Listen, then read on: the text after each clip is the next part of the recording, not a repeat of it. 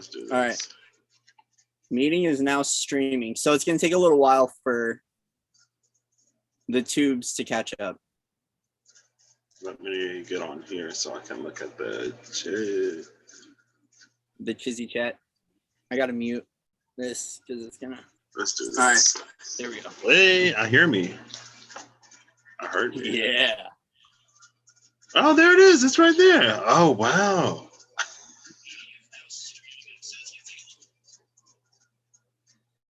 Oh, okay. And I'll pop out the chat. This is so interesting. Okay. Oh, there's already 3 people in here? Rocking.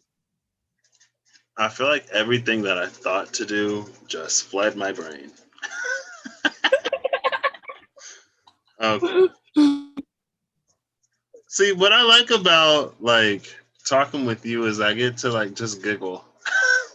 I feel like it allows all that. Okay. Anyway.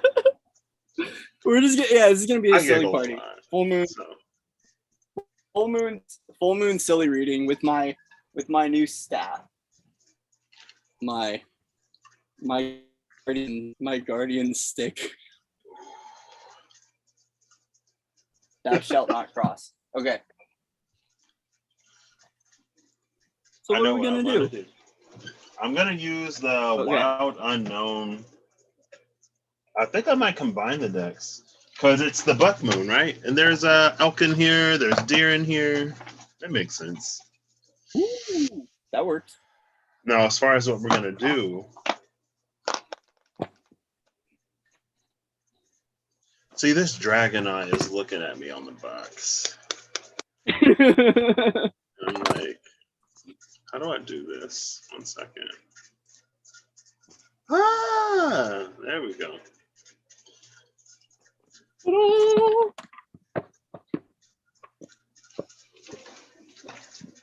So I'm going to let the cards decide, actually. So I'll pull one from the animal spirits and one from the tarot. And whichever one I feel like wins, wins. The tarot will be the full moon. And the animal spirits will be that releasey, conversation-y stuff. Because I feel like... Yeah, I like playing odds and chances. Oh, I see the crocodile and the shark. Okay, well. Ooh. Oh, savage energies. And it's something that feels like it would benefit us to be aware of. But we'll see. I'm actually going to have you choose a number between 1 and 70. 170? Yeah, just random number. Let me get out the dice. Let's let the dice pick.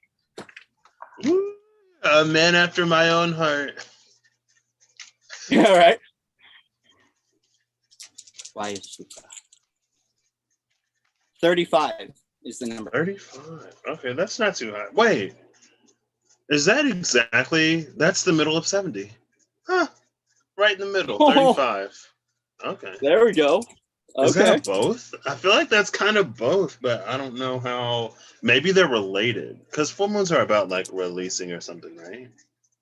Well, I'll still do this anyway. Yeah. I don't know if I'm going to be able to catch up because you're the way your brain works and my brain works is so different. I'm going to be for once the one that's silent, just going. So I'll just hold space and nod. The buck for the full buck moon. Look at that.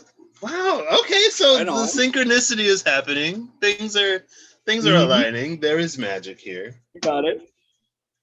You'll be able to. I mean, I feel you'll be able to keep up. I'm sure. Okay. All right. Let's see what's on the. If it's the, I'm gonna. I just rolled a 12, which taps into a lot of that 12-strand DNA we were just talking about. So.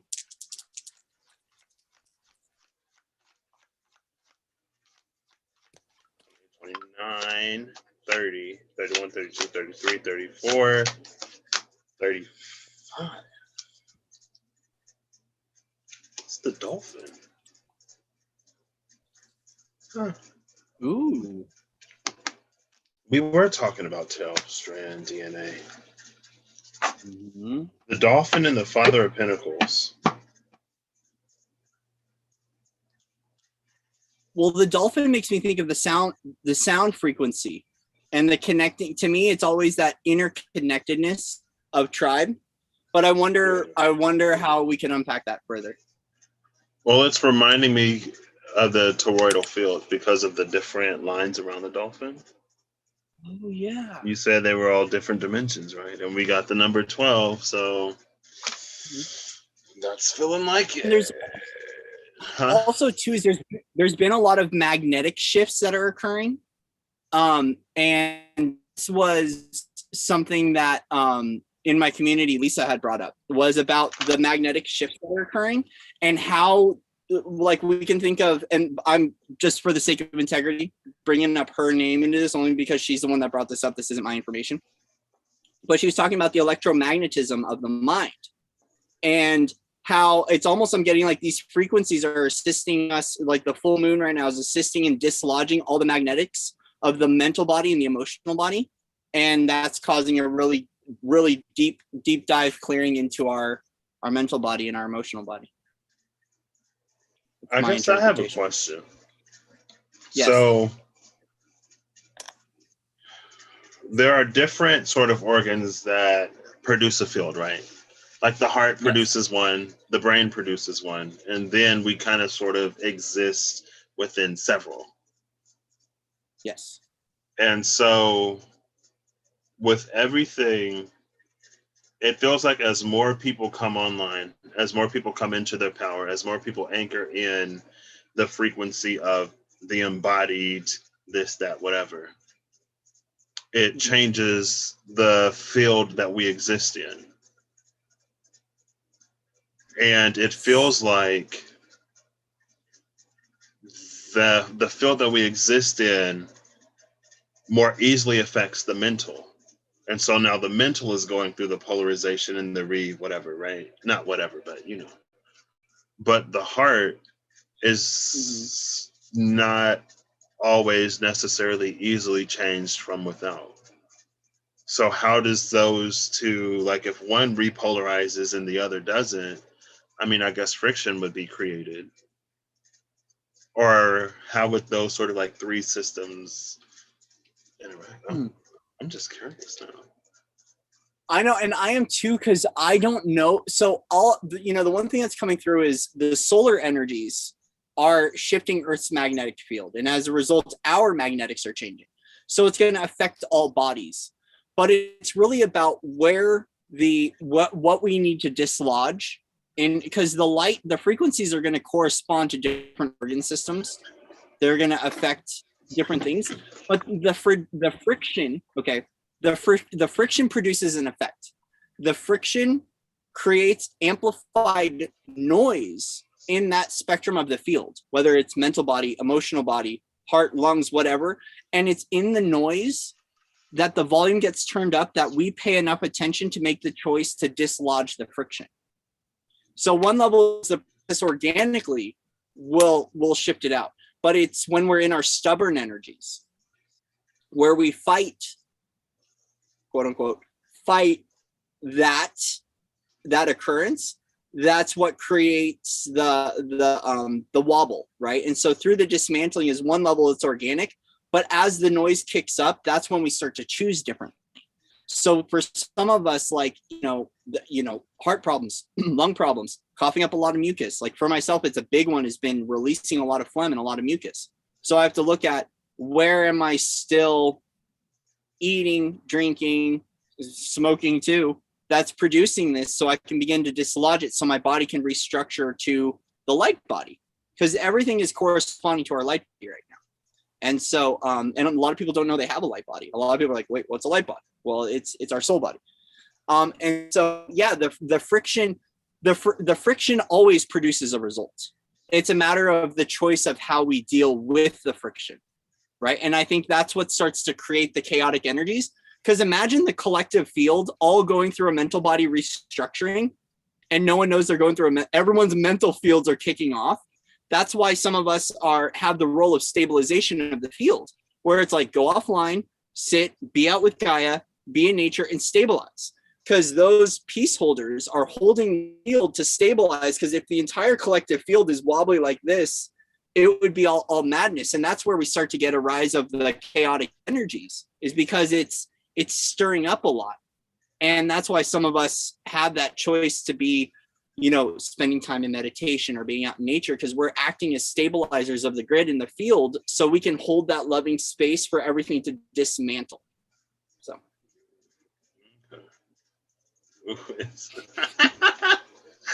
I'm like, okay, I'm going to try to keep up with you because it's late. But when you were talking about,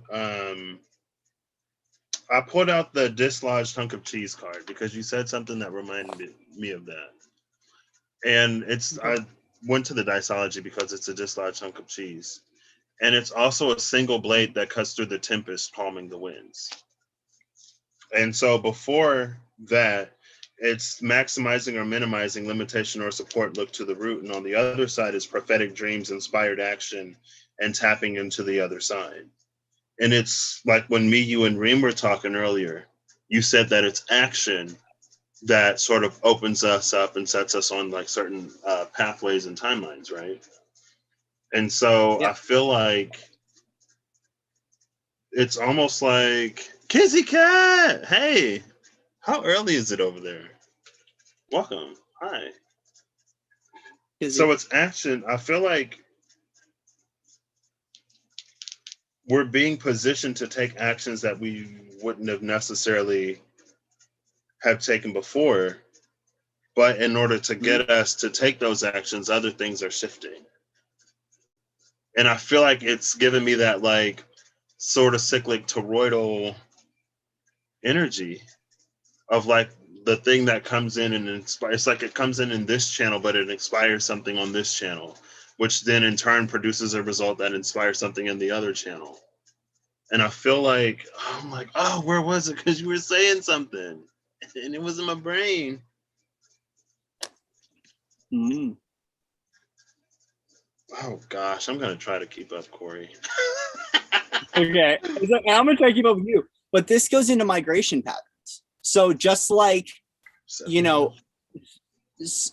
between the changing of the seasons, we have migration patterns as animals. Well, it's because what happens is more light, less light, and the seasonal cycles trigger off a biochemical response within the animal, and then the animal starts to migrate. Well, same thing occurs dimensionally as well. So when we have the choice of the go window, the portal opens, the doorway opens, right?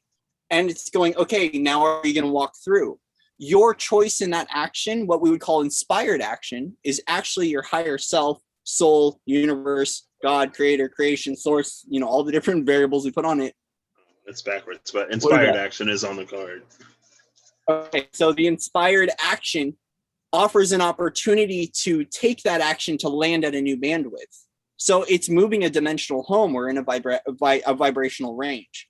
That's what opens up a new level of potentiality and new opportunity into our pathway. And that's why, because when we have greater levels of freedom, greater levels of sovereignty, there's a lot of choice that couldn't be made before because there was limitations in the field.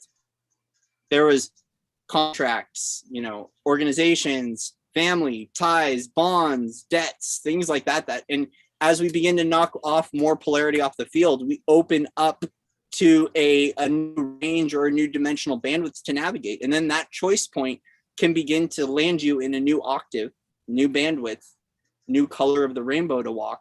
And that's why during these major, we call it choice point, right? And a lot of choice of freedom, a lot of choice of sovereignty, a lot of choice of embodying more of ourselves.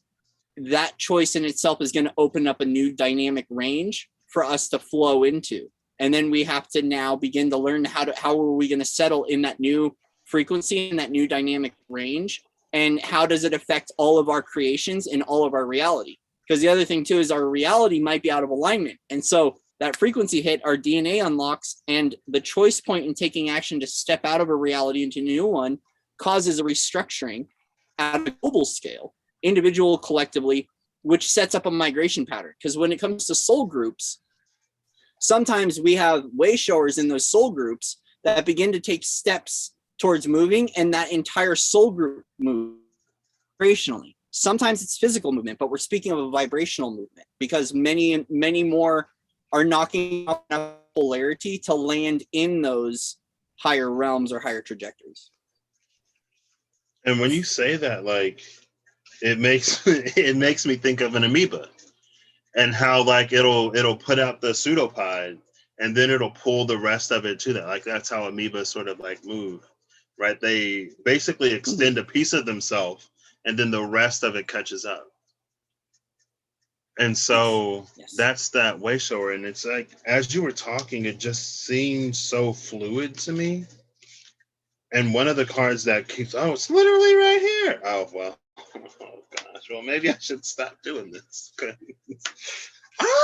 It reminded me of the going with the flow card, which could also be amoeba. Like, because I don't know, I feel like a lot of times I think of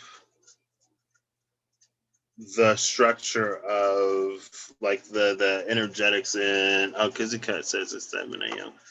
That's not too early. All the best with your full moon work and meditation, Kizzy Cat.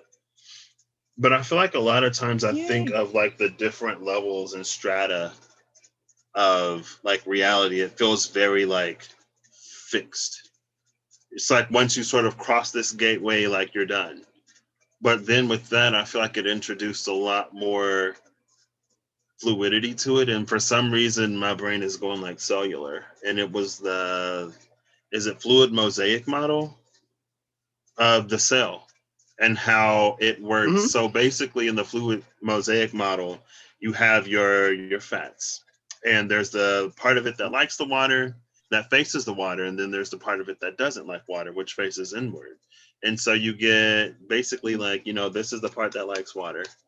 And they're on the inside, facing the inside and facing the outside of the cell. And so when things come in, they have to either be small enough to fit between these moving parts, or there has to be a channel that's like that it's designated to let them through. And I feel like, again, the channel goes back to that, like the pseudopod of the amoeba. It's that the way shower. Those who go before. And that's what I was talking about earlier. Like I'm trying to open up a chute from a higher dimension so we can build a ladder over here. But the cards that came out, because the going with the flow card came to mind, and the 7 of mind politics came out on one side, but then the source came out on the other. Ooh, interesting. Yeah. And it feels like this energy of it reads as a monopolized awakening, honestly. And that's the politics of it, where the source energy is like, it's available, right? You don't have to do this. You don't have to follow that. I think it makes it easier. It gives us a framework to work with. Reminds you of jet streams at different altitudes. Yeah. Hey, Holly. And what was coming through about that? So it's interesting that the politics and the monopolization of ascension, which is, we all got to eat, right? We all got to play. We all got to eat. And some people are doing this full time in service. But yes, it's very true is that you don't have to buy anything to ascend. It actually requires nothing but openness to ascend. But back to the jet stream thing is that the gateway opens. It's not fixed because we're in a multidimensional expression. So what was coming through with the cells is like there's cellular degeneration just as there's cellular regeneration. So a part of our freedom and free will is you can land in that bandwidth range, but then you could go do something. Your choice point on free will could be you could go slaughter a cow, or you could go eat something unhealthy, or curse out your mama, flip off the universe, right? And that in itself will land you in a lower octave. Now, it doesn't mean that you're no longer allowed to get back into that octave or bandwidth, but you have to now regenerate back into that. So it's not that we pass through a gate and then that's where we're at. It's about, because every bandwidth holds a representation of lessons that once we embody the lessons, it comes wisdom, knowledge and application working in perfect harmony, become wisdom. Once we embody that wisdom, it's about us now living that wisdom and living that light code to stay at that vibrational range. So it's like, okay, you access that library, you learned everything, right? Like you passed third grade, you went to fourth grade, and now now that's the choice. Are you going to go back to the third grade education style? And we're not trying to play in separation, but it's more of a recognition that you have free will choice to go back down into the third dimensional range. But then you have to build your light quotient and build your energy and build everything back up to land in that vibrational bandwidth. So the gate opens, right? So it's different with pathways, like a timeline, for instance, than is letting go of everything of the narrative of that timeline pathway. But if we're looking at vibrational resonance, it does correspond to field spin. It corresponds to the amount of light we hold, and it corresponds to mind, body, soul, everything, all of that. And so there's more at play. It's not we just crap. So, but it's also too about collectively. So if we collectively move up a bandwidth, it will be near impossible to go back down to a bandwidth. So once we wipe out third dimensional consciousness off Gaia, the memory, because third dimensional consciousness, okay, so like, yeah, we're here in form in what we would call 3D, but when we speak of third dimensional consciousness, fear constructs, things like that, it holds a lot of polarity. So the more polarity we knock off, negative polarized charges of emotional states, trauma, things of that nature, all the higher octaves hold some almost no polarity. It can't stick. And that's why there's a lot of protection mechanisms built up in the vibrational bandwidth, because literally there are certain things you just can't get away with because there's new energetic corresponding universal laws that govern that reality. So, but there's a part of initiations and tests where, you know, we wobble in between. We're all operating at usually between 2 to 3 different dimensional bandwidths, depending upon how much light you hold. And we're constantly navigating in between those different dimensional bandwidths. We might not be aware of it. So for me, colors change, the energy changes. One looks very like HD television. One has a little bit more crystalline sparkles in it. One's more plasma, fluid, and flowy. Each one corresponds to a different color. The hues will brighten or will go pale and soft based on energy as well. So navigating it is, we're never fixed to one vibrational bandwidth. It's constantly evolving. Just like we were talking about the crystals tuning, it really is about what radio station are we tuned into, because we have a whole bandwidth of possibilities that we can navigate in every now moment. Okay. And I'm glad you sort of talked about that, because I feel like that's one of the things that I immediately sort of asked myself. It was like, I guess first it's like, how many, not necessarily can we occupy, but do we typically occupy? And you said like 2 to 3. And then like the follow-up to that would almost be, because it feels like it isn't something that's necessarily universal, right? So like there are different areas where we sort of like, we may be a little higher, other areas where we may be a little lower. And because, you know, if we're talking about the body, then I might be a little weak in that area.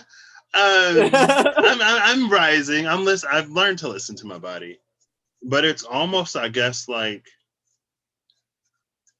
I feel like it would almost, I mean, going back to the friction earlier, I feel like when we occupy such like a wide range, sometimes it can almost put a little tension on the psyche, the mind, like whatever, wherever that sort of disparity, I guess, lies. And so, Well, and no, like, go ahead. That's the consciousness workout, though. It's like a rubber band. You know, we expand, and then we get to the brink, and we contract, and then we expand and contract. And that's the ebb and flow, right? Like if we think of a wave, right? We have a peak and a trough. Now, what starts to happen though is that's where we knock off the polarity and the bandwidth. Like, so in a sense, our bandwidth widens where we have a larger scope of vibrational bandwidth to navigate, but the polarity, the peaks and the troughs get subtler and subtler. because that's a part of the exercising of consciousness. And that's why some of us like we had, you and I had a few days, I know I had a few days, I feel like I'm losing my noggin, right? Like getting, we were, there was things happening, and I was like, yeah, we were future, and then we were past, and then we were present, and then we were like 5,000 years ahead, and then back here, we were weaving multi-dimensional threads, going and retrieving in future timelines and doing all that navigation.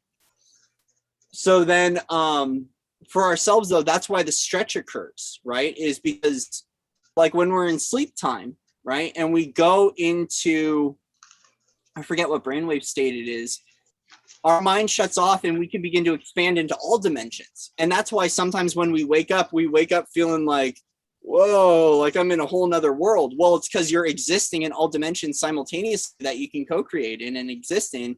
And then when we wake up and ground into the reality, right? And we start to wake up and, you know, have our cup of coffee and stuff. That's when we contract back into whatever vibrational bandwidth we need, because when we're in that resting state, we're in that allowing and open receptive state, we offer more opportunity to let in more light, more of the higher self, and we can expand out more. That's why our dream state has been so gnarly, because a lot of us are gaining access into dimensional bandwidths and levels of consciousness that we can't hold in human form. And so our dream state gets all weird and wacky. And then we wake up back here and we're like, oh crap, I'm back in the meat suit, I'm back in the flesh. And then it's now integrating all the energies, all that work of consciousness in those realms and bringing it into the form so we can hold it, restructure, and then we begin to live that reality. We're basically living our dream now. This is where our dream states begin to flip and merge.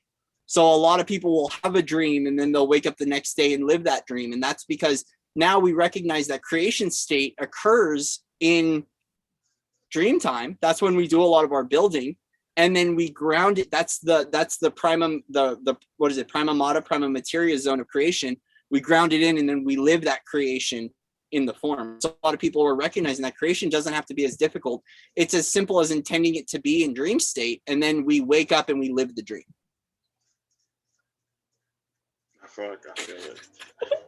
Right there. When you said like intending it to be in dream state, I feel like it was just a little like, I still feel it.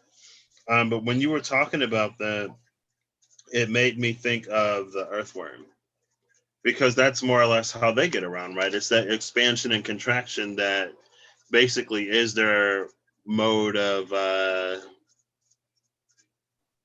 movement, almost like the amoeba, right? Again, it's like that expansion and contraction. And what came out with that was the scorpion and the hawk. And it feels like the hawk gives us, this is almost that dream state directive. It's that bigger picture. And it lets, see, there's something with like carry-on frequencies, like the vulture. Every time Reem gets the vulture, because it's like the hawk allows the scorpion to be a lot more selective of what like transformations it allows or what like it doesn't allow. And it reminds me of almost of that, like that which is not pure shall crumble. It's like we don't have to destroy the entire thing in order to get a certain direction anymore. And so I feel like in that goes back to what Reem was saying earlier, because I know a lot of people were wondering, like, you know, people are feeling stuck. They don't know like what's going on half the time. It feels like we're not necessarily being told what to do, because we aren't necessarily being told what to do. I feel like right now we're being asked what it is that we would like to experience, what it is that we would like to do. But it's in us almost like, because of whatever resistance, delta and theta for the brainwaves. It's in us almost like not following through with what it is that we're seeing, that can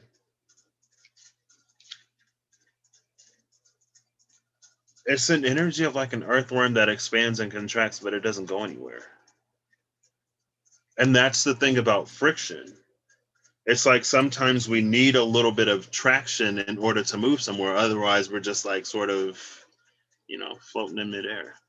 And it reminds me, it's like a tire on ice that can't get any traction And again, it's like there's this energy where there's a certain amount of friction that's needed in general. And that makes sense because we're human, right? That's how we grow. That's how we learn. Like, I like this. I didn't like this.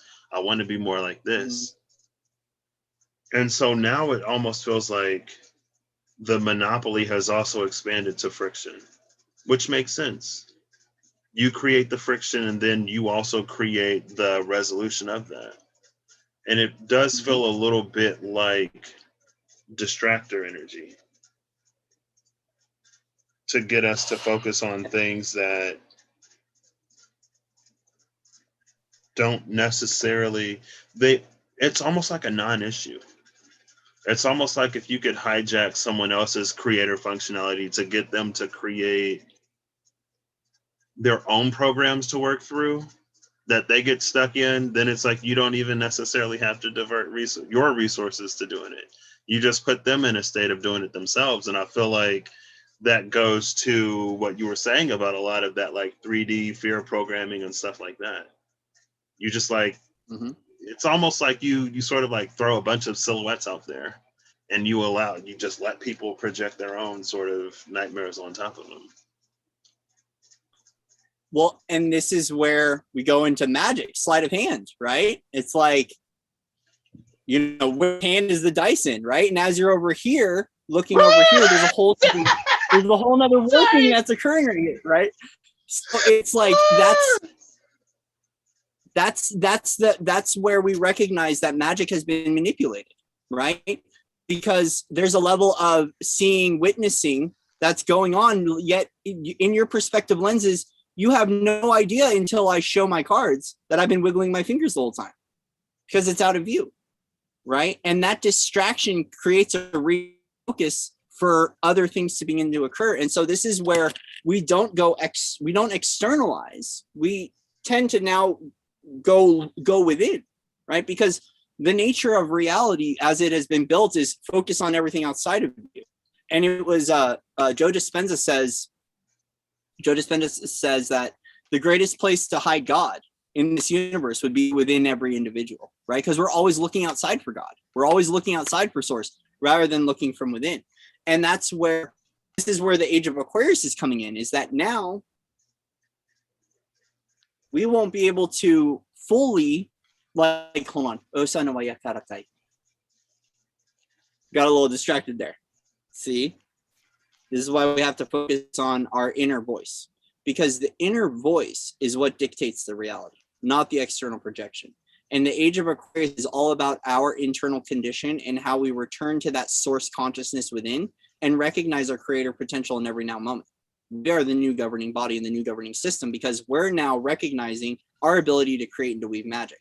And so now this is where all people are recognizing that they feel the incongruency, right? They feel that this doesn't make sense because their heart and their soul is telling them one thing and the external is telling them another. This is where a lot of people get caught up in the gaslighting themes, right? My intuition is saying one thing, but everyone else is saying nothing. And we begin to now silence the voice of the soul and of the essence. And this is why the rise of our essence and listening to that is important, because that's what the age of Aquarius is about. It's that return to the soul spark. And the blueprint is what is our compass. It's not anything outside of us. So anyway. Hey, Dana. Dana's here. Hi, Dana. Woo! I'm sorry. I just gotta breathe for a second, because when you did that, like when you did the thing with the die, I was like, "Whoo, what?" I got excited. I feel like my inner child is thriving right now. Kizzy Cat had a dark justice shadow day yesterday. She was failing, and succeeding to manage her energy simultaneously. Failing and succeeding to manage her energy simultaneously, it took a lot of concentration to get back to heart state. Yeah. Well, and that's because when we're going through those collective shadow purges, it's been coming up for the community, at least. A lot of discussion of Lilith and energies like that are surfacing. Right now, we're all everyone who's worked through this might not be, right? But I know those that are existing or are creating consciously or unconsciously in third and fourth dimensional realms, what is up for review is a lot of our Luciferian stuff. Like even myself, it's all of that really, it's like, let's go deep and let's pull up all of those things, the injustice, the plague, the torment, and let's witness it and see it and see it for what it is, right? And dissolve all judgment, fear, and polarity off of it. And we return to neutrality when we begin to recognize and embrace that it's just us showing us that it needs attention, right? And so it's nothing outside of us, but it's actually an experience we're calling forward to recognize and to hold and embrace with love and with honor and to see it for what it is. And so collectively, that's a thing right now. A lot of people are like, it's been awakening the mages, the wizards, the witches at greater levels. Those that have been born in those aspects are now waking up and working out all the polarity, because we finally, enough of the timelines have cleared thanks to all the grid workers, worldwide that have been clearing up those pathways and clearing up the energy and clearing up those access points. We have a lot of awakening of that's occurring within us right now. So thank you to everyone who's doing that work. See you and I feel you. And I feel like that's like one of the things that I've noticed a lot is like the amount of people who are like doing the work now. And, probably in no small part due to everything that occurred last year or that started last year. But it's like I'm getting like on my Instagram and I see people sharing on their stories stuff about like shadow work, or I see like somebody asking on Facebook for recommendations. And I feel like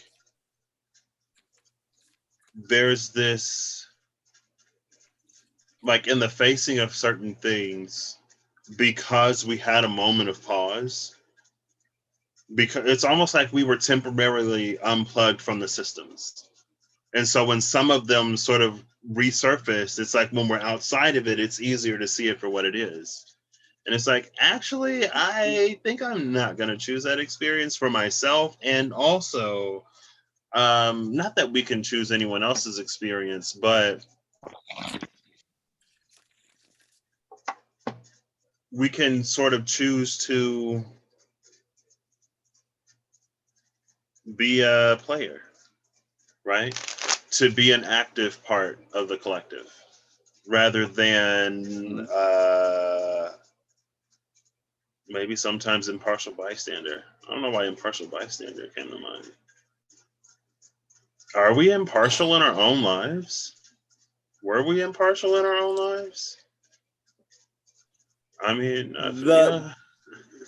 the fullness of the response is the recognition of sovereignty and freedom as the soul, because we've all at some level and I don't want to say all, because that's fixing us to a limitation, right? Not everyone has been. Some people woke up fully online and have lived their whole lives online and active. But for a majority of the collective, the essence has been suppressed and has been compromised, right? And so the fullness, so us being impartial in our lives is not recognizing that we have infinite potential. It was the finite expression of the form, the temporal, the limited, that created that being impartial in our reality. So a lot of us now feel like, because more people are waking up, right, that now we can now serve humanity as showing up as the light and feel like more of ourselves, because we have enough backing or support from the universal energetics and guides from source consciousness. Since, because this started at the harmonic convergence in 1986, I think the harmonic convergence was. At that point, the layering started to come down of source energetics to begin the dismantling. So now that we have more provisions, essentially, of quantum data, quantum information, energetically speaking, not technically speaking, but we have more access points, right? Veils have dropped. We now have more support. And so a lot of us feel like we can coexist, because for a while it was like we couldn't. We had to be the fringe dwellers. We had to be the fray. Some of us still are. Myself, there's some cultural things that go on and certain expressions that go on that I might not be able to. But a lot of us feel like we now can coexist in the collective reality, because we're unplugged enough that we can go in and create change quantumly, energetically, by being in the collective reality. Because we can be separate of the collective but coexisting with the collective, and we can be plugged into the collective, right?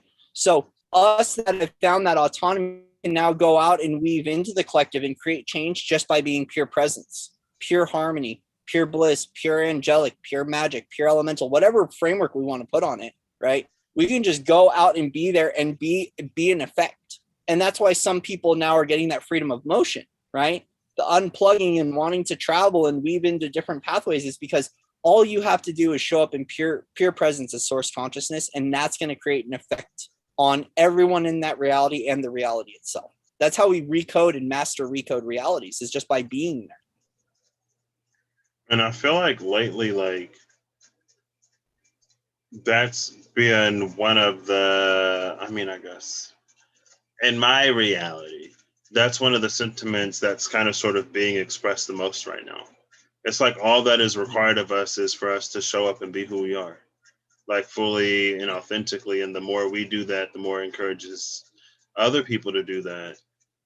And it's like, in that, it allows or creates space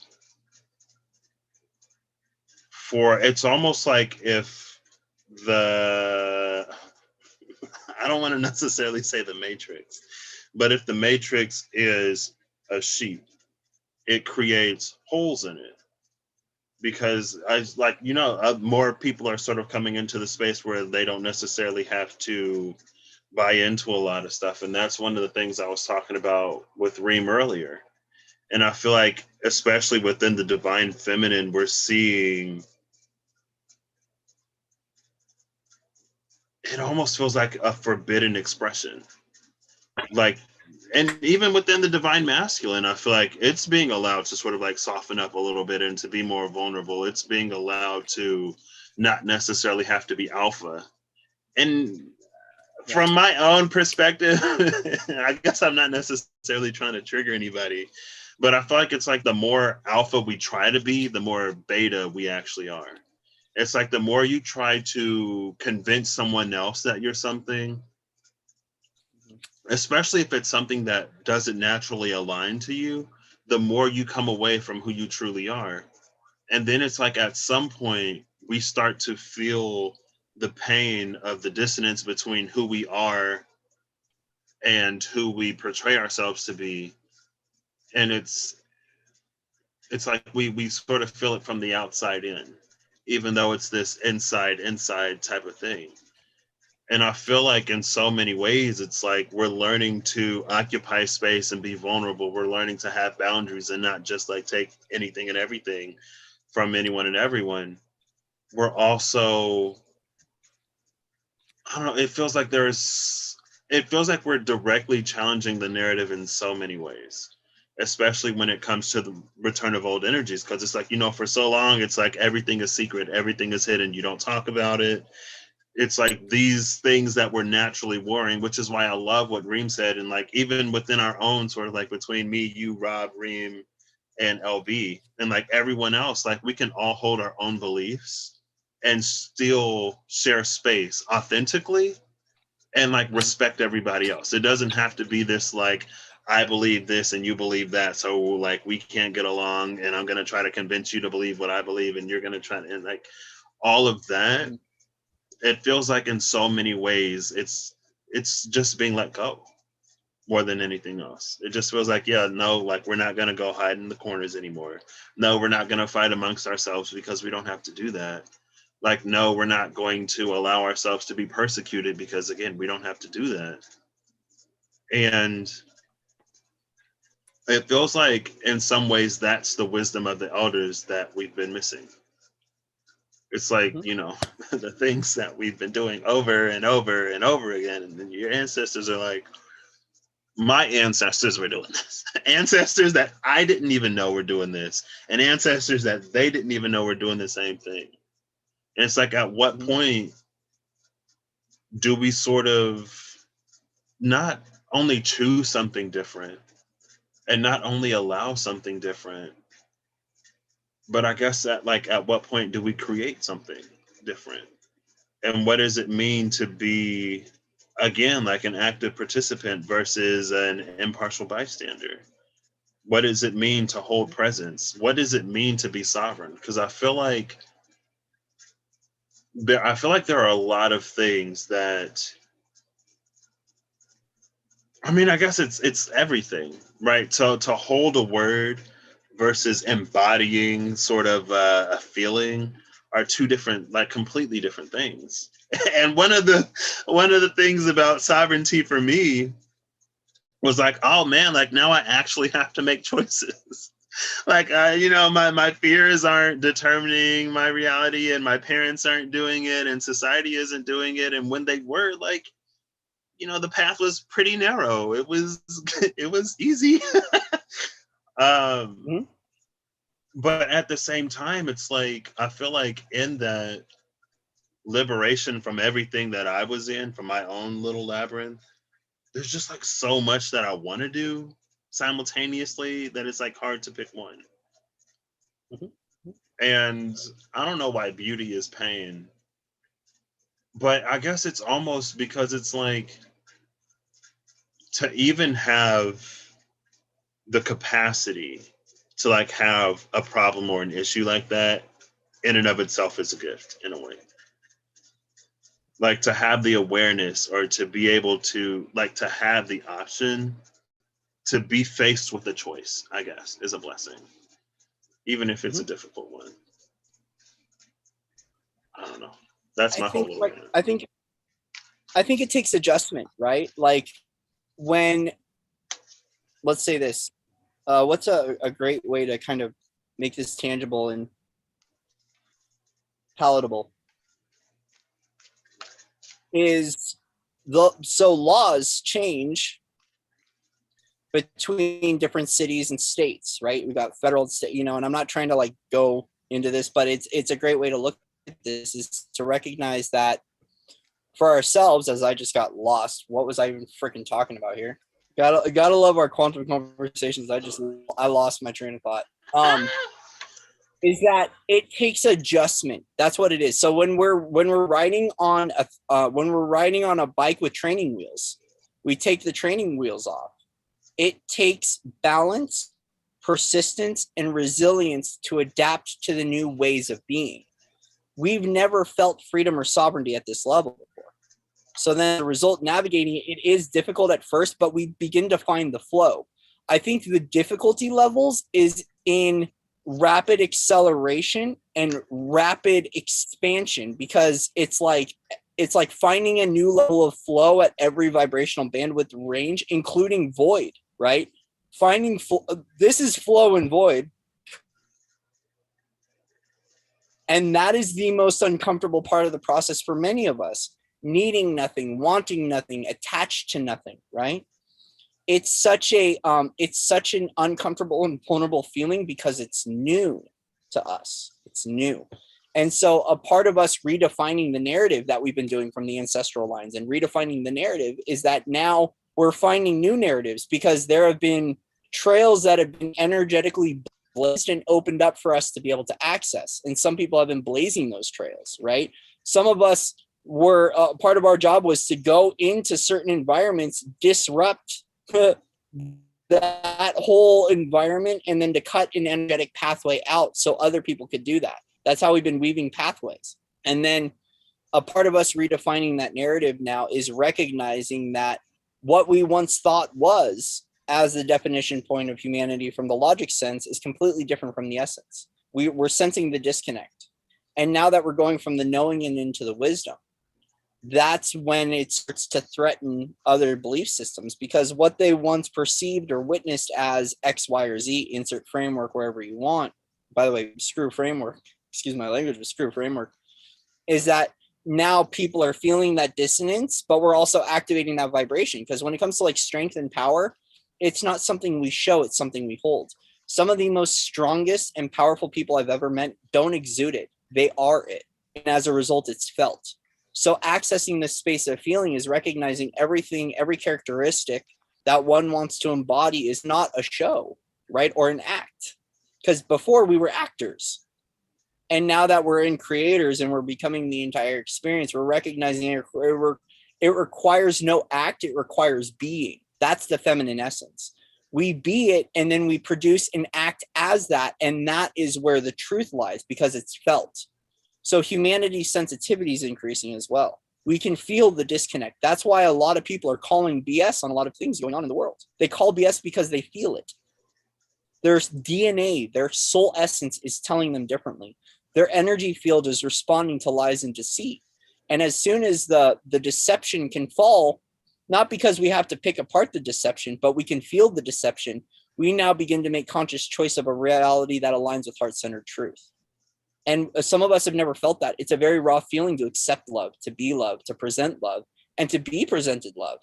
It's so strange. Even myself, and my pathway's been very accelerated, but there's a lot of people who have been on this pathway a lot longer than I have, right? It still feels raw because it's touching on parts of myself that have been muddied, pains, and a part is that all you can do is sometimes come into an experience of expression between one or more individuals and walk away and feel all the wounding of it. And it's not because of the experience. Their light touched on something within you. And now it's up to us to begin to unravel and to clear that out, because the light casted on that internal shadow or unconsciousness or wound or pain or feeling or trauma or torment or discord, whatever we want to call it. And then it leaves. And as a result of that leaving, the magnetic field opens up. We now increase in frequency, and we now have we have a different access point now. We have a new dynamic band rate, a new dynamic range to coexist in, a new dynamic bandwidth that we can go access, but it takes conscious choice to access that. And I guess as a human on planet Earth,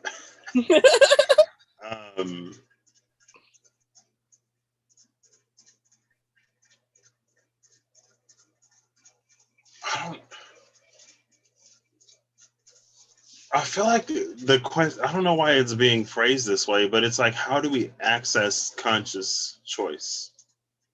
Because I feel like there's, at least in my own journey, I could be really lazy. So in my mind, sometimes it's like, well, if this is something that I'm asking spirit for, and if I'm giving spirit permission to do this for me, why don't they just sort of do it for me rather than putting me in a position to do it myself? Because for a while, the consciousness existed external, but now that we embody, we are the consciousness. So when the consciousness was out here, we had to create because a part of the access point of consciousness is out here is us creating a dialogue, creates a bridge of the consciousness to come into the form. Then as it embodies that, it loses externally because it's actually internally, and it still is external. But a part of that conscious choice is that we're no longer just the form and then consciousness up here, and then we have to stretch up to reach the consciousness.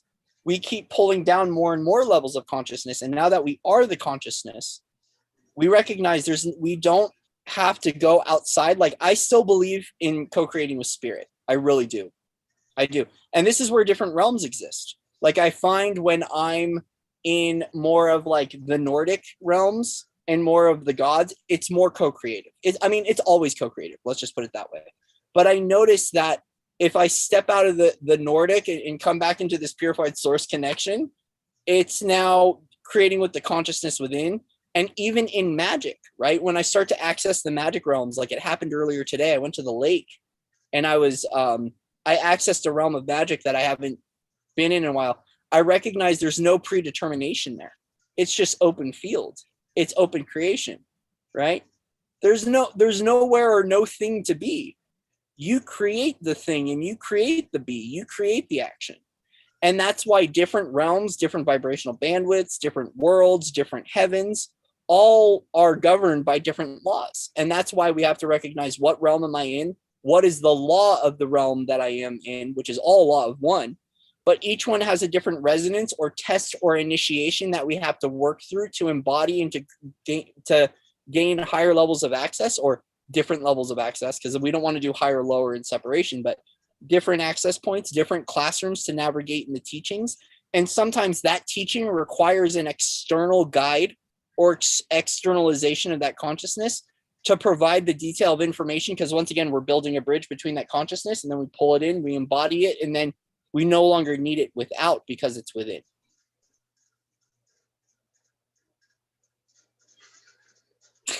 I'm gonna take a break to read some comments. Yeah. But like real. So Holly said, calibrate the internal magnetic field by accepting darkness into the light balance earlier. Beautiful, yes. Corey, yes. Patrick, trailblazing and temperance. Well explained, Corey. Thank you. As refracting light exits a crystal. Mm-hmm. Ario, there you are, girl. I was like, where is she? I know it's like still like midday over there. Because Earth School. Mm-hmm. But as you're saying that, I'm just imagining us as like little black holes that suck in all the light, just like the big black holes. And it's, I guess, are like hoovering up, vacuuming.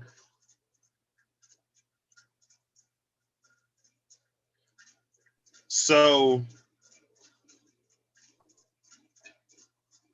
okay. So we're internalizing the consciousness that was external to us. Mm-hmm. We're embodying.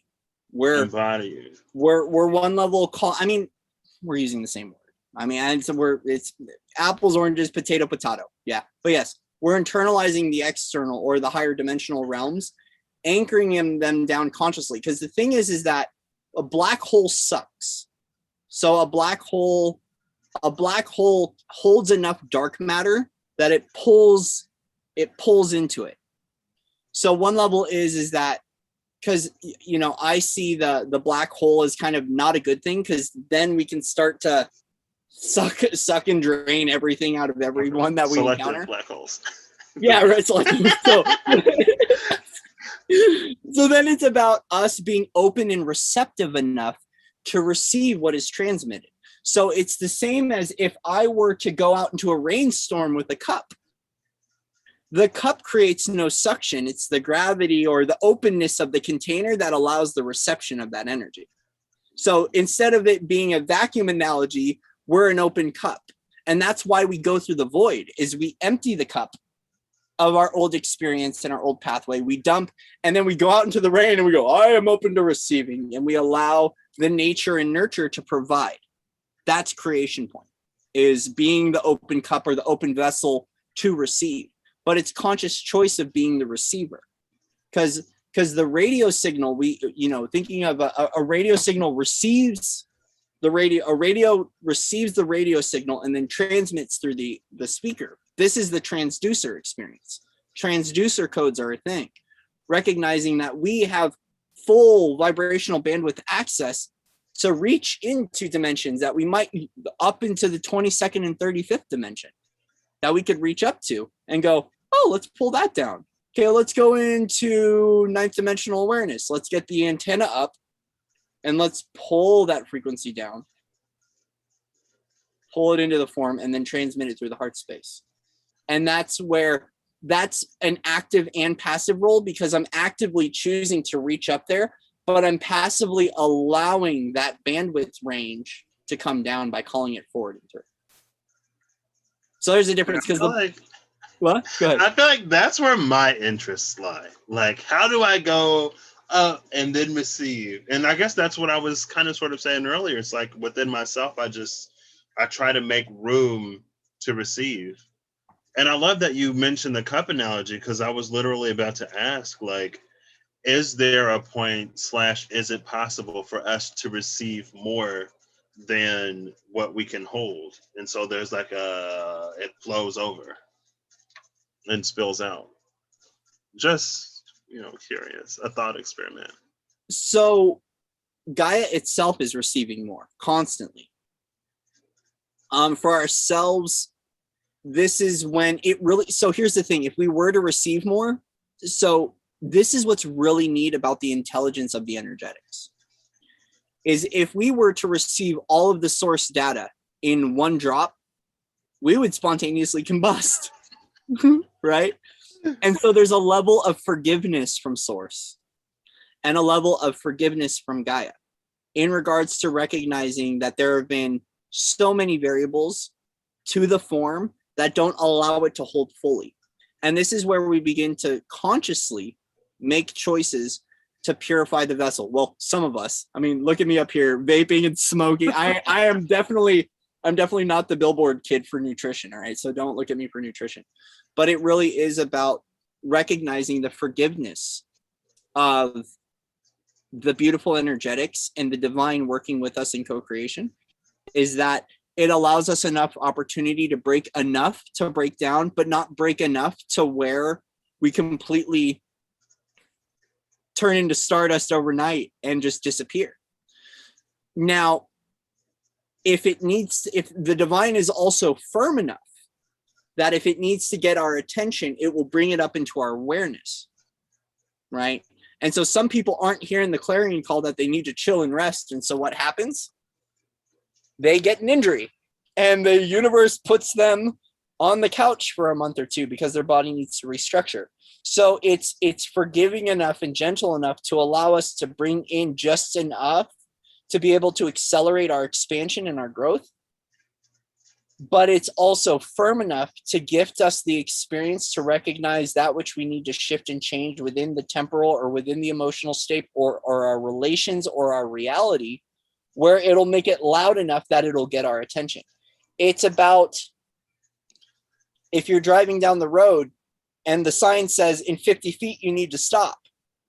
Do you listen to that call and start braking, or do you keep gas pedaling forward?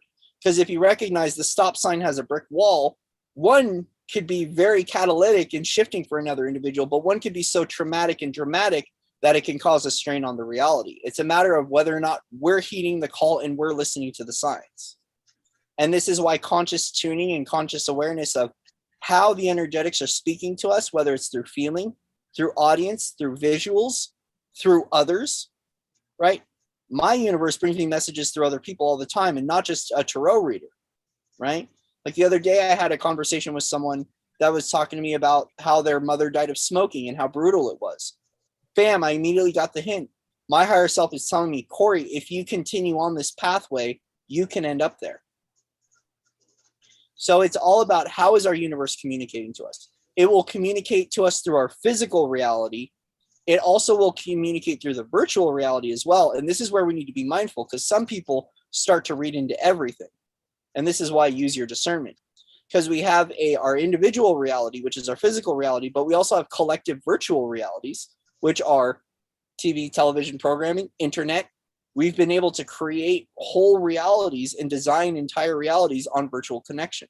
So we have to be mindful. So for me, the messages that I hear are through trusted individuals in virtual reality, people that I've signed in as archetypes to be the master or to be that higher self guide to come forward and to speak a message to me. But a lot of the most important messages for me happen in my reality. And it's an animal showing up, relaying a message, or it's an individual that says one or two words that activates a remembrance within me or gives me a warning sign.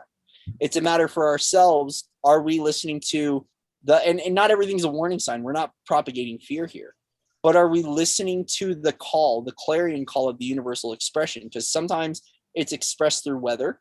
Sometimes it's expressed through the drop of a leaf in a pond and watching the ripples go out.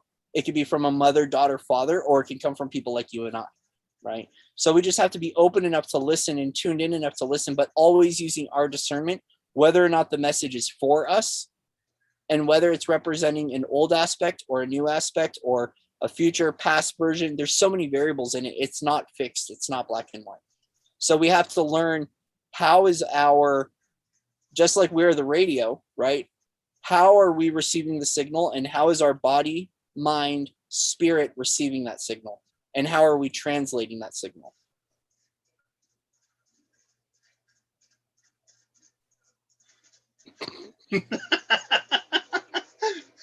Are you guys even? See, now I'm just gonna start laughing. Are you guys even real? No. Reem No. sent me a picture. I think I was live, and she sent me a picture. Someone commented on one of her videos. They were like, "Is Patrick a spirit or is he a person?" I was like, I ask myself this question every day. I don't know.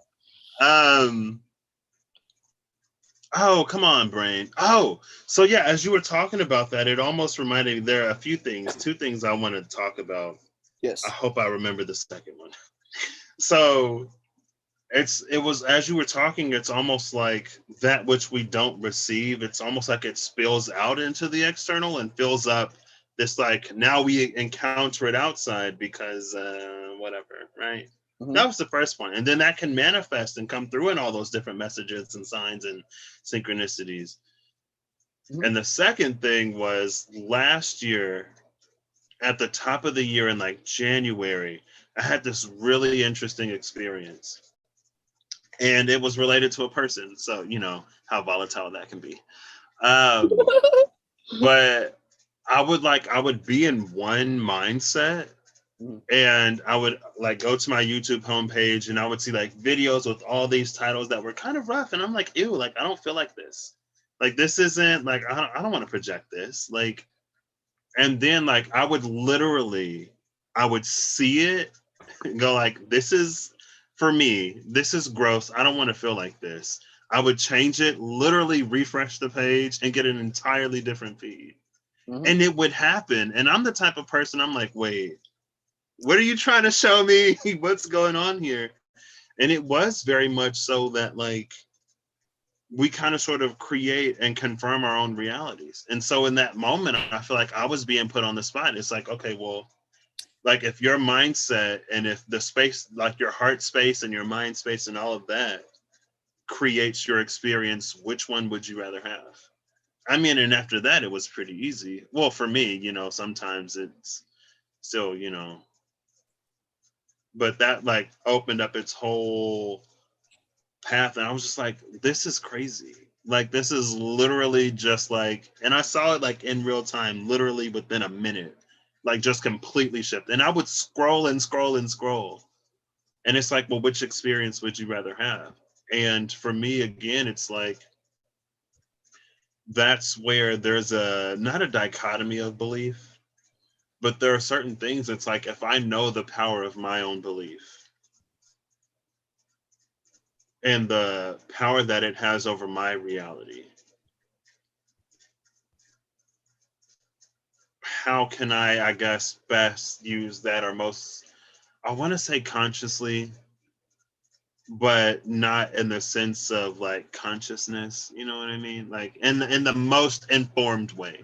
So How mindfully. can I use, yeah. And the Mindfully. most like, how can I mindfully use that to create something that I want? Because I remember, and it kind of sort of goes to some of the cards that Reem pulled for me that you clarified for me earlier. And like, I don't want this to be my experience. And at some points, it was like, I refuse for this to be my experience. Like, this isn't going to happen. Mm-hmm. And it wasn't my experience. But I feel like for me, a lot of times where I'm like, this is not going to be my experience, it's in a collective way. Like, Yeah. this isn't something that we need. Like, we're going through enough right now collectively. We don't need to be completely shattered. And it's like, no, like, this is unnecessary. Nobody wants this. All of the people in my reality are holding and affirming a space of like, it's like, you know, if all of a sudden, I'm not going to get into it. I'm not even going to put it out there. Okay. It's just mindfully being mindful of like my beliefs. And it's, again, it's like, it's one of the weirdest things. No, I mean, yeah, it is. Just like the thing about like, now I actually have to make choices. What? Now literally the entire world is open to me because I'm not afraid of, you know, like going out there. Mm-hmm. On the other hand, it's like, well, how much? And I guess for me, because I like to play the game at the level that I like to play the game, it's like, can I expose myself to this, or can I be aware of this without pouring belief into it? Like, can I be informed and not be contributing in a way? That's the observer. That's the That neutrality. makes sense. That is the witness as creator and creation witnessing creation. And there's parts of that. There's parts of that where we just observe. That's called divine neutrality. We don't hold a charge, but see, we're always transmitting. Our energetics are always transmitting. Our thoughts are always transmitting. So whether or not you want to, it's now about, so yeah, can we, so here's a question point, which we can start to get a little philosophical here and get a little Socratic in the debate frequencies, right? This is the more to be revealed, right? The rabbit hole. So guys, please wipe off the rabbit shit when you're out of the rabbit hole. But is there a possibility of never pouring a belief system? Because here's the thing, is that we can think of the belief system as the software that runs the computer. The form is the computer. If there's no software uploaded to the computer, does the computer exist? We need, because belief systems are what govern the holographic state of this reality. So then we could try to be neutral, but are we ever fully neutral and without a belief system? Because that is the programming that runs the software, which creates the processing of the data of the reality, which is the experience. So if we negate and dissolve the belief system, do we even have an experience? I think that's when we're just a gelatinous blob of formlessness. We're that amoeba. Yeah, right. There you go. Right? So there's a difference of being mindful of what belief systems we're pouring into the reality, but we're always responding to energetics. Our body is always responding. Our cellular, because there's a difference between thought programming and cellular programming as well. The codes in the DNA are always transmitting into the reality. So even if you're trying to hold neutrality, it's based upon the level of purity that you hold from within the physical form and how much of your activated DNA and your activated cellular codex is online, because those codes are transmitting into the reality in coordination with your chakra system, your energy body, the unified self is always. So if we try to go, I'm like, it's like, have you ever had someone tell you stop thinking? You're like, fuck you. Like, how do I just stop thinking, right? Get into your heart. Well, how do I get into my freaking heart? And like how that creates the spiral, right? Is like, this is where we step into allowing. We just allow ourselves to be organically where we're at right now. Because I think the hardest part of wisdom is when you recognize the world is your oyster, can you feel safe to be the pearl? Can you witness that you're the pearl, you're the nugget of gold in the experience? You're the transmitter, the receiver, the miracle, the magic, all in one. And that's where the fear comes in. When we recognize the world is my oyster, I'm at 0 point creation. I've got an open canvas to create with. Can you be the magnum opus? Can you create that divine blueprint, or can you be that divine blueprint? Can you be that level of creation that is your masterpiece? That's the fear, because a lot of us believe and perceive I'm not willing or I cannot at some level create a masterpiece. But when you recognize that even in the distortion, in the crisis, and in everything else that's occurred in third dimension, you were always a part of the masterpiece and you will always be the masterpiece. All you have to do is be and breathe self, and you're always going to be the masterpiece. That's different. This is where we start to step into the energy of the mosaic. All shades, tones, hues coexisting as one, as a part of the universal orchestration, right? So whether you are discorded, you're dark, you're light, you're gray, you're blue, you're purple, you're pink, you're yellow, or you're the entire mosaic. Whether you are the fractal or the entire thing, you're all a part of the masterpiece, and the masterpiece all coexisting in one now moment. So then it's not trying, it's being mindful of the belief systems that are dumping into the reality, but also allowing yourself to be where you're at right now, because the judgment of having the belief system is what creates the loop of more belief systems to unravel. The sooner we dissolve the judgment and we allow the belief system to be what it is, that's when we become the open cup. We can think of judgment as the lid that turns into the vacuum. Like, I feel like I'm almost having deja vu. Like, almost. I'm like, I want to read some of these for a second. Yeah. Okay. So when Arya asked us if we're real, I had this experience my first time on an edible. It tripped me out.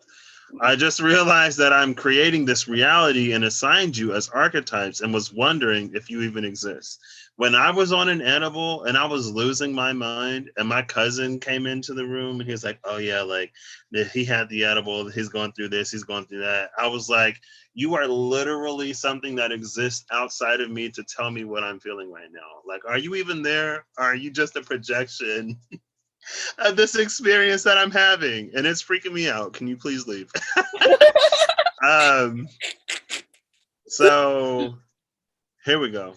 And then Ariel said, "This is exactly how I think. Unless I'm in my emotions, then I have a harder time noticing each thing the universe is communicating. Like to sit down." Okay, I'm kind of going back, so I don't know what this. Oh no, you're is. fine. You're fine. But Dana, I'm like, "Ooh, why did I just forget your name?" I was like, "Diana." Dana said she's exactly the same. You've had some major refusals about your reality that probably should have happened, but didn't because you were conscious about it. You made a choice. Yep. Okay. Wait, what's the 10 10 10? What's the 10 10 10? Did I miss the 10 10 10? Like Patrick 10. Yeah, the pearl in the experience. Okay. Binary on off on off on off. I don't know. Binary 1-0. I was actually gonna ask you. So if you had to turn geomancy into binary, would you subtract one or would you keep the same even odd and just count 0 as even? Ooh, I like that. I would count 0 as even. Okay. I personally would. You know, the subtracting one, like you mean taking one out of the equation? Well, so in like instead of it being 1 or 2, it'll be like 1 would be 0 and then 2 would be 1. I mean, because it's either 1 or 2, so it's like, you just shift it back to 0 1.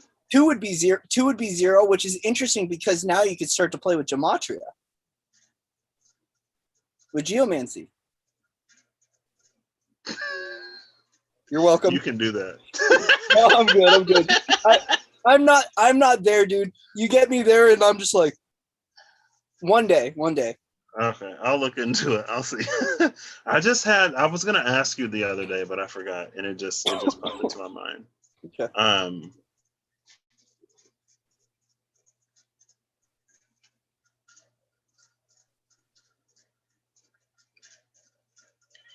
That's my little brother. Who?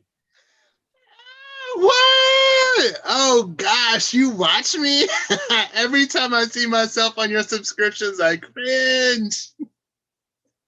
My nightmare come true. I'm just playing. Hentai Muffin is my little brother. Oh, I'm not on the live. I'm not on the live chat. I guess I was behind, and now I'm trying to. Oh, Hentai's your brother? Yeah, he's on the other side of the wall. What? Hi, Patrick's brother. All right, I am now deleting my channel. I'm just live over. Everybody leave. Everyone go. I don't even remember what I was talking about now. That just I'm shook.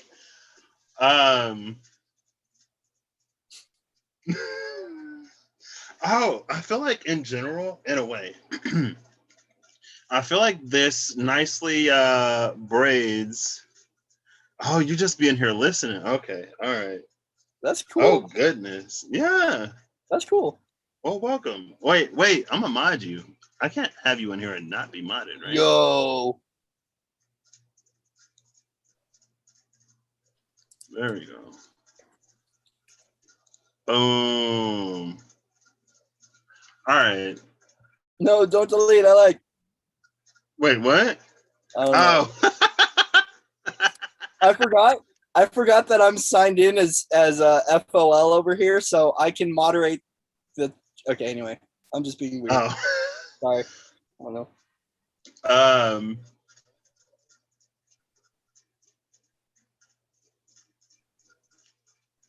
My brain is done tonight now. No, my brain is just bloop. I'm good too. My processing power is slowing down. So, did you want to finish the reading? So we don't have to go all super quantum, or you want to just say deuces? I mean, honestly, so I pulled 3 cards and it felt like it was it.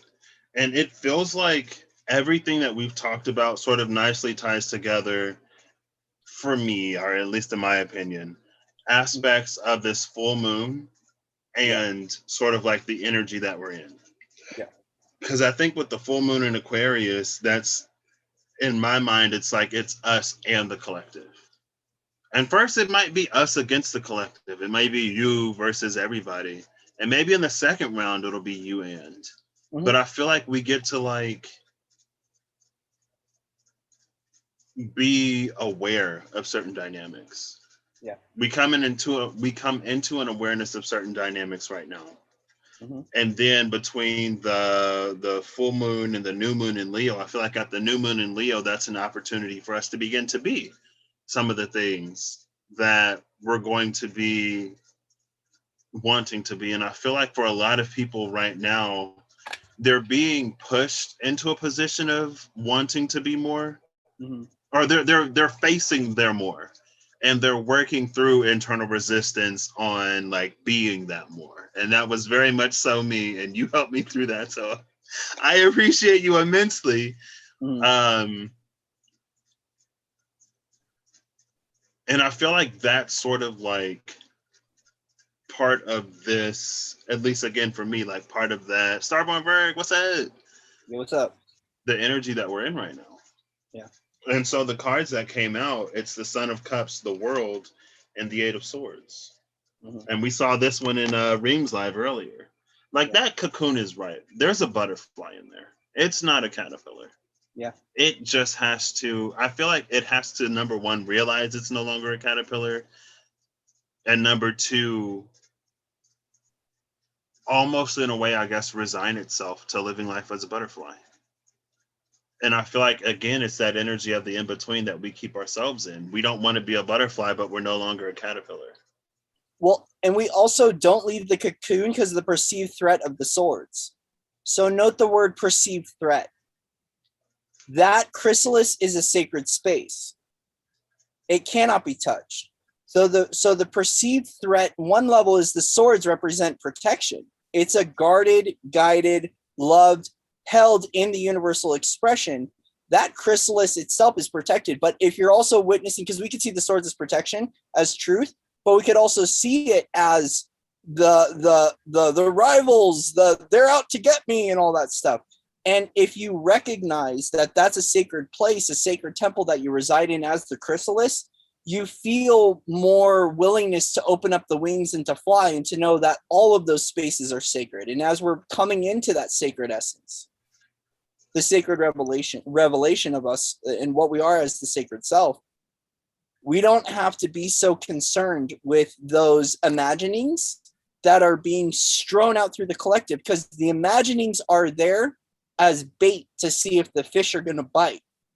But if the fish consciously choose to know, like, hey man, I've got caught in that enough, I'm not going to bite, then what happens is we start to lose fishermen. The fishermen give up, right? So, and that bait catch and release is a game.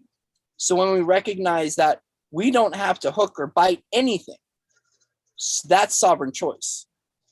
That's when we can gift ourselves the opportunity to rise out of the chrysalis and to be born into that aspect. But it requires the activation of sovereignty, freedom, free will, autonomy, and power within. It's not just choice, but it's power. Harmonious union with self and the love of self. And allowing that to be in its reflective stance and allowing it to be what it is. But a part of that is the motion of the butterfly taking first flight is its conscious choice to get the wings moving. It's the preparation of flight. The wings don't flap on their own. It's us making the conscious choice to get the muscles going, to build up the momentum, and then to face the unknown of what it is to fly again. Right? So, and it's new heights too in the flight, new heights. And that's a part of that shamanic journey, right? Yeah. Is there, if I walk off a cliff, am I going to fall? Am I going to fly? Or am I going to float? Right? I like that. Perspective. So. Yeah, and I know personally, like, I like when you said that, like, oh, come on, you literally just said it like 5 seconds ago. It was about the butterfly's conscious choice being to sort of like flap their wings, right? Because I feel like there was a part where I was consciously choosing more. And because I was choosing more, there were things to get me to the more that were coming back to me. And those were the things that I was like, I want the more, but I don't want you. That's the scorpion. The scorpion's tail representing the connection to source consciousness. We could see source is sending these scorpions out. We could see that scorpion as an extension of source coming down. So do we see the scorpion as the scorpion, or do we see it as an extension of source? This whole thing is being orchestrated by source. So everything sent to you, whether it's the villain, the hero, the savior, the Christ, the God, the goddess, whatever, is all an extension of source. It's you helping you.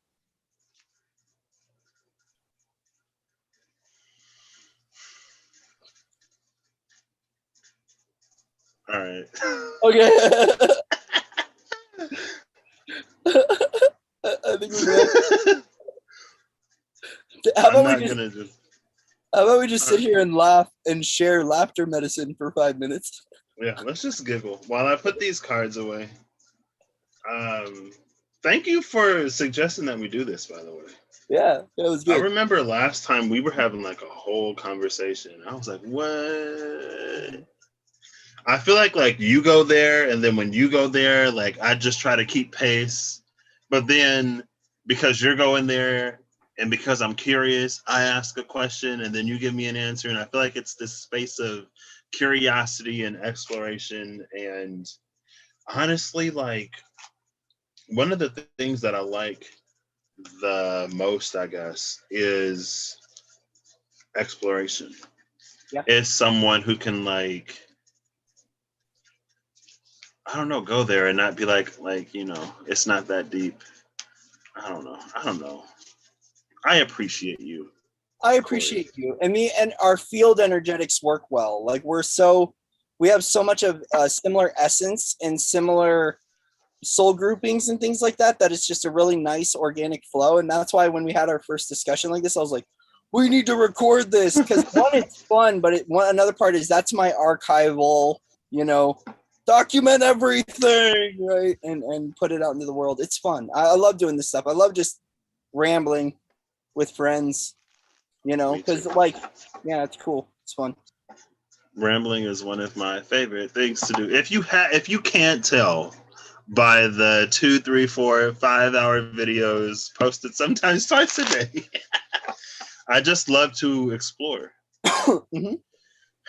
Oh, come through, Dana, with the it is that deep. Thank you, Dana.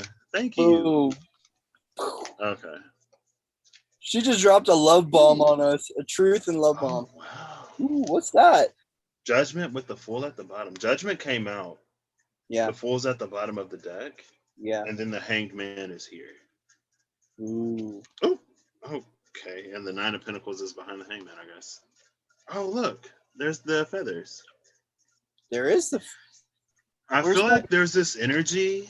Mm-hmm. It's just like a bat is not a bird. Right? Because these are all birds. I mean, those could be bats, depending. Especially in that deck, those could be bats, and that's illuminating the dove illuminating the bats. But it's also, to me, peace is prevailing. Like the dove is always a resemblance of peace and of freedom and of purity. And it's like, this is that which is not pure shall crumble. Right? Yeah. And it's not like there's anything wrong with shadow, but the illumination, it's like we've got this prevailing peace in the currents of the winds that are coming in, and we just have to allow the winds of change to move us in the direction of that. It's a new coordinate point. See ya tomorrow, bro. Bro. Oh gosh. Later, brother. Patty's brother.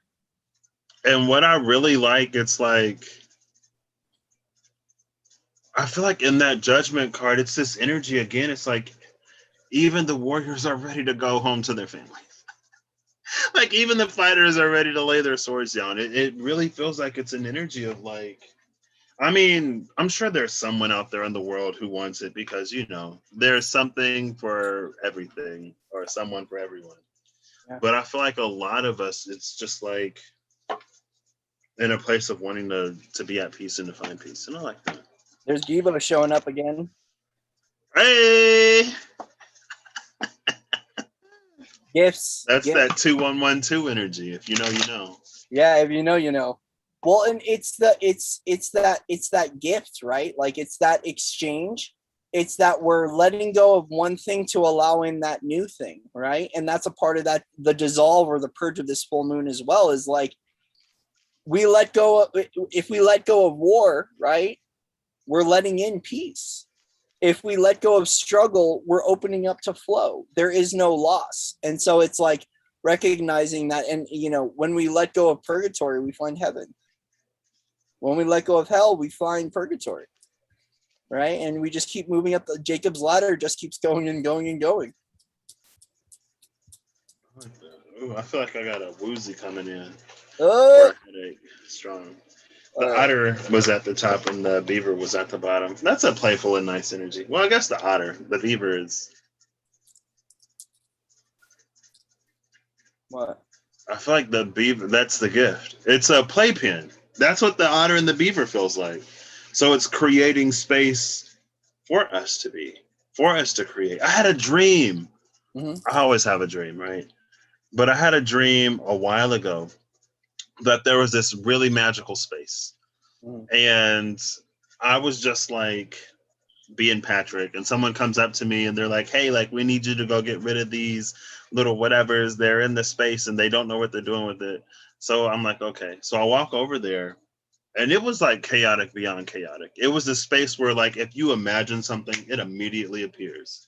And they were like, see, like, they don't know how to use the space. Look at what they're doing. And I was like, well, I can't just come in here and kick them out of the space.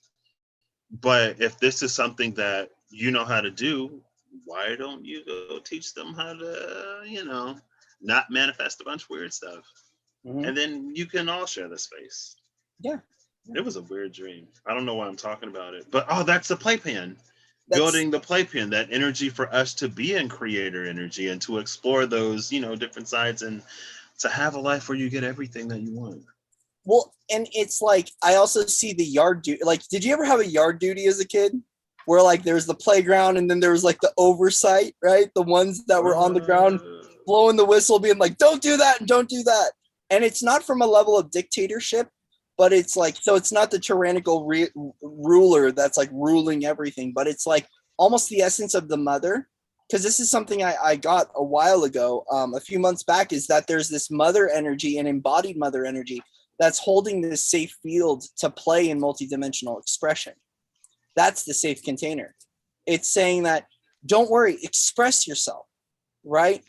This is that divine or the essence of the mother, whether it's in an energetic or we call it a form, you know, as Mother Mary or the goddess or Magdalene, whatever. Kuan Yin coming in. It feels like there's this safe space of creation where it's like, guys, you can do no wrong in this place. You can do no wrong in this place and space. I love that you just mentioned Kuan Yin because she is apparently the goddess that I hear every day now. Oh, really? Yeah. Or is she a bodhisattva? I don't. Yeah, I've been hearing her a lot, and I was just like, one of my friends is like, she works with her, and her mantra was stuck in my mind. And I think you talked earlier about, someone mentioned it, something about a lotus, right? Because her mantra is the jewel is in the lotus, but the lotus comes out of the mud. So the jewel is in the mud, but hey, Earth. That's that open field of creation, the unknown, the mystical, right? This is that pure creator, pure manifestation, not really well known, the realms of luck, right? This is that activating that golden thread or that golden opportunity, that golden playpen, essentially, right? That we're all gifted access to, and it's the unknown. It's open spaces of creation. There's not a lot known about this room, or the translation of the room, but all we do know is it's that open field, that open space. I like that. Yeah. I like open spaces. They're less confining. Right. And so, like, the card I just finished shuffling, it was completion at the top of the deck. Yeah. And at the bottom of the deck is the card that I saw this, and for some reason I was like, why does this feel like Kuan Yin? That's her card for me in this deck, I guess. So she was chilling at the bottom. Yeah. Something about it. I was like, I don't know why. But what I like is that I feel like there's a seasonality in this. Even though a lot of them are in spring, it feels like there's a seasonality here. And it's almost like there's a time and a place sort of energy. And so it's because it recognizes that there's a time and a place, it creates imbalance. And because it creates imbalance, its creation falls in line with natural cycles and rhythms. And so it's long-standing. And that's the organic representation of the natural elements. Total Taoist belief. Just allow. The seasons change without any force or movement or any action. It always is. It's always on time. It's always perfect, right? But to the human representation, it might seem imbalanced because we're a species of action and of doing, while nature is a space of being. That's back to that mother feminine principality. Just be, allow, and it will. It's a total Taoist mentality in that. It's fascinating. I feel like that wrapped it up pretty neatly, honestly. Yep. And then she went to keep going. Yeah, I've got the I'm also going through puberty at the same time. And it's funny, we're at an hour and 44 minutes on this stream on my Zoom. It is 1:44:55 right now. So 44:55 is the void moon. Yep. And a new beginning on that too. So I want to ask you, what are you letting go on the void, in the void? What are you letting go of? Or what do I have to let go of anything? No, never mind. What are you doing in the void? I was talking to Russ about that earlier. I talked to Russ today. It's been a few days. Oh, nice. So what I'm doing right now is from sunrise to sunset, I am practicing silence. I'm still like texting and stuff, right? But I'm practicing silence. And it's interesting because in that, without using my words, I discovered the power of them, and that was weird. So for part of the void, I'm gonna completely detach. So like no texting, no social media, no speaking. And for the other part, I don't know. I'm very much a like, as something comes, I try to do it person. So I don't necessarily go in with a plan. It's like if something comes up to be released or if something comes up to be done, then I kind of do it. Do you have any plans? So the void is, I believe, the 25th, right? Yeah. Know. Yeah, it's either the 25th or the 26th. It's the day before my birthday. So my birthday is Galactic New Year. So wait, are you going live? I might. So tomorrow I have my activation, and then tomorrow I've got my soul thing, and then on that day is my day of Gibo. Actually, it's my day of sacrificing. So no, not blood sacrifice or nothing like that, but I have to let go of some things. Part of that is the purge of this full moon. I'm consciously choosing to release some things. But it feels like, because I was watching Russell's reading on the electric yellow seed or yellow electric seed. And I feel like for me, it would be important and behoove me to gift myself the opportunity to let go of something that no longer serves me.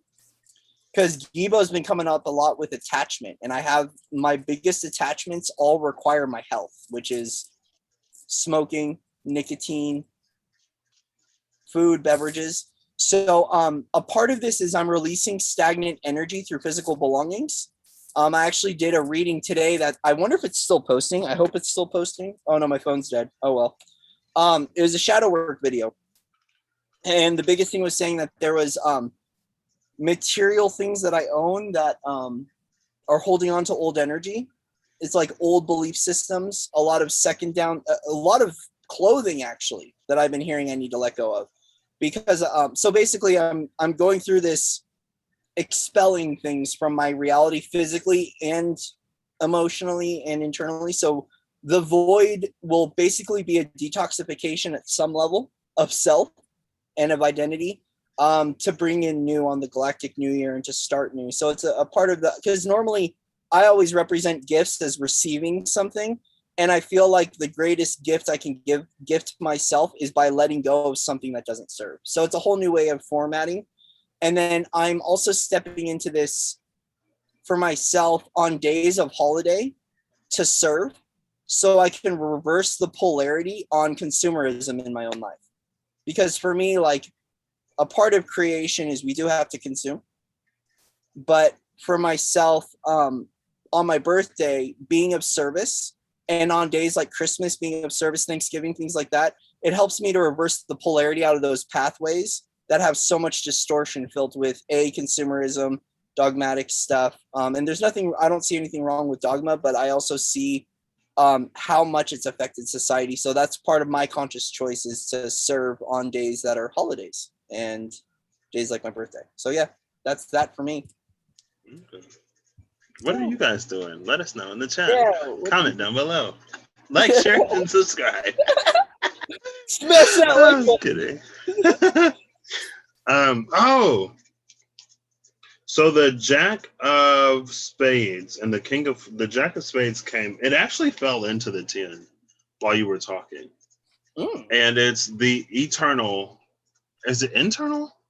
The internal invited to the external, inner secret revealed, and cognition illuminated. Ooh. And bottom of the deck is a decision that once made cannot be rescinded, a wise king who settles an impossible dispute, and operating in divine order. I feel like it's that operating in divine order. I don't know. Anyway, there's a little bit of turbulence in that message. My body had a reaction to it. That was, whether it's an internal turbulence or the energetic itself has some sort of turbulence.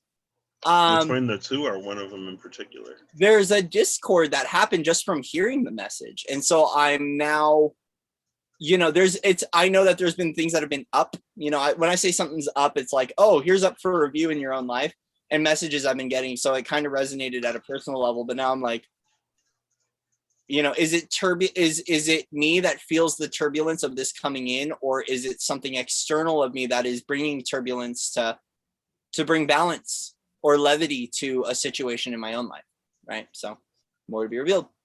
I love that you say that it can bring levity, because I feel like, I don't know, I just like that for some reason. I feel like that hit for me. Nice. Turbulence to bring levity in a situation. Kind of like a tower moment, a little bit. Like, it feels softer though. I think turbulent levity is softer than like a complete pummeling, right? It feels like, when someone's like, that, like, you don't have to do this anymore, right? Like, that you're enough, right? That, like, what they say about you isn't true. And you're just like, yeah, a little bit. All right. So thank you for suggesting that we do this. Yeah, we'll do it again. Yeah. What time is it? Oh, it's 3:30 Eastern, but it's only 2:30 here. It's 12:30 here. Tara in Tibetan. Okay, there's a whole bunch of stuff. I'm way behind. Thank you so much for being here, y'all. I also appreciate y'all. Like, y'all are so much just like,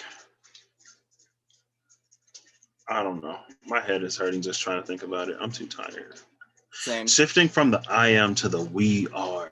Yep. I actually many breakdowns about it.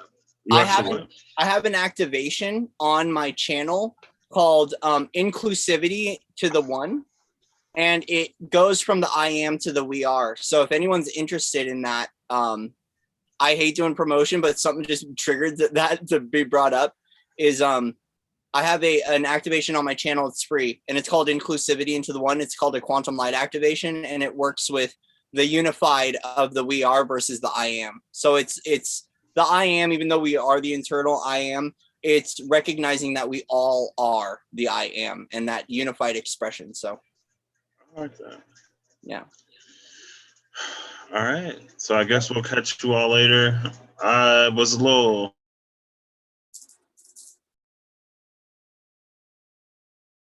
Oh, he froze.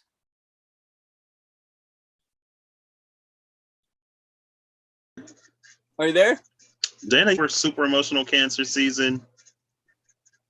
Wow. Okay, that was random AF. What?